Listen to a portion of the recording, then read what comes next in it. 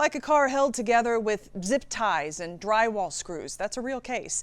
And this is a big deal because AutoSavvy, formerly AutoSource Motors, promotes itself as the nation's largest dealer of branded title or salvage title cars. So an arbitrator recently found that false or misleading representations about damage could potentially affect tens of thousands of consumers. For all of us who've bought a used car, we don't want to be in the news saying we sell a bad vehicle. Trust can be a hard sell. You can see the zip tie right there. We hope for a smooth ride. Was this car safe to drive? No, this car was not safe to drive. But when the rubber meets the road, Is it normal for sensors to be connected with zip ties? No. buckle up. You did not see this one coming. Oh, not at all. And how much money did you win? A lot. For what happens beyond salvage. Because that looks like a deck of cards. When you're a professional magician like Charlie Darnell, You're used to smoke and mirrors. Being deceived, you mean?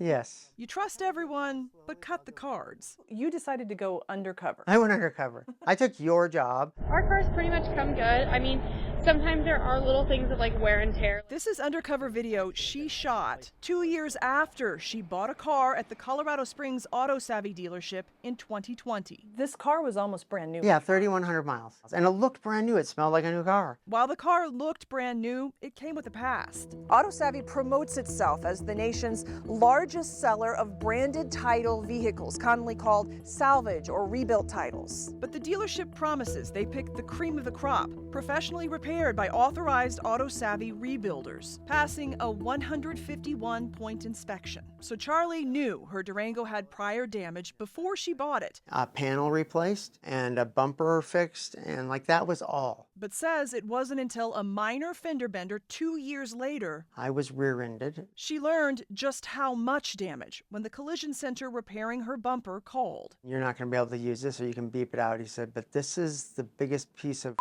repair I've ever seen. She took photos showing damage to the frame, Here is an example of them drilling through the unibody. missing parts, This is the cavity where the foam is supposed to go, where there's none. and parts she says shouldn't be there at all, like zip ties and drywall screws holding things together. And you can see it rusts out because it's drywall. This receipt shows the collision center refused to make any repairs because, quote, this vehicle is a structural loss due to poor prior repairs on a salvage rebuilt vehicle. I mean, I had nightmares about it. I would have never bought a car that was dangerous like that. At that point, that's where we take a little more responsibility than other places. That's when Charlie shot that undercover video at Colorado's two AutoSavvy locations, Colorado Springs and Windsor. It has to be rebuilt back to manufacturer specs.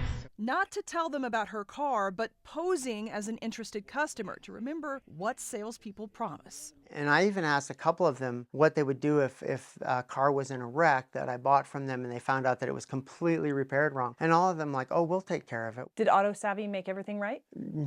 Not a bit. Manager for AutoSavvy. In a phone call she recorded, There's nothing we do to fix or do any repairs on your car.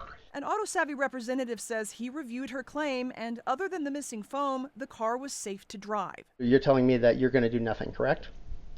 Correct. Yeah, there's nothing we would do. So Charlie shifted gears. It's all very shocking. It's all very surprising. Consumer protection attorney Trent Wallace took Charlie's case, accusing AutoSavvy of deceptive practices and fraud under the Colorado Consumer Protection Act. What we found out was that this inspection process, they don't pull off the bumper. When you're buying a car from a third party, you're really taking them at their word. And Denver 7 Investigates found others salvaging their situation. So my fiance bought a car there. Mayura Calindra says this video shows their AutoSavvy Subaru leaking water in a car wash. They took it to a collision center where the GM reported visible bare welds, which compromises the safety of their vehicle, estimating a minimum repair of $10,000. It was just terrible. Eventually, he says AutoSavvy offered to buy back the car. Her driving around in a car that's not safe, it just worried me the whole time. While he never took the case to court, another customer did. In this 2022 lawsuit, an Aurora man accused AutoSavvy of fraud after buying a car alleged to have undisclosed structural damage. And Court records show the company settled.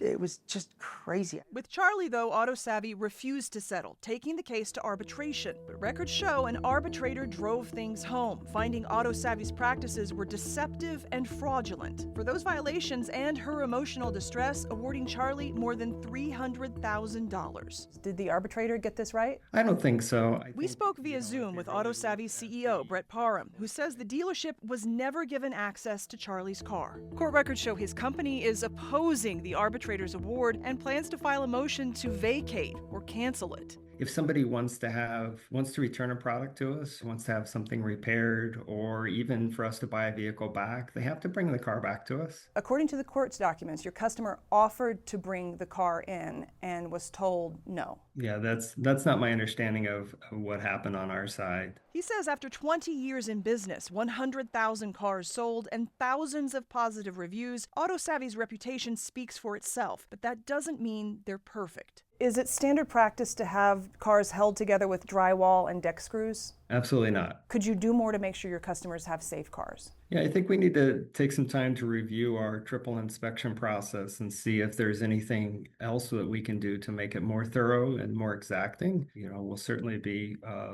looking at this internally to figure out, hey, how can we do better in the future? And it goes just like that. For Charlie, that's a win, a $300,000 message lifting the veil on what happened to her. It's going to show up on the ledger, and that means somebody's going to go, what the hell's happening? But this, I think, is enough for them to care. AutoSavvy's CEO tells me they no longer use the rebuilder who repaired Charlie's car, and they'll be looking at disclosures and sales process. Since we started investigating, another customer has filed suit against AutoSavvy with similar allegations of shoddy repairs and fraud using the same law firm as Charlie. We'll keep you posted on what happens. For Denver 7 Investigates, I'm Jacqueline Allen.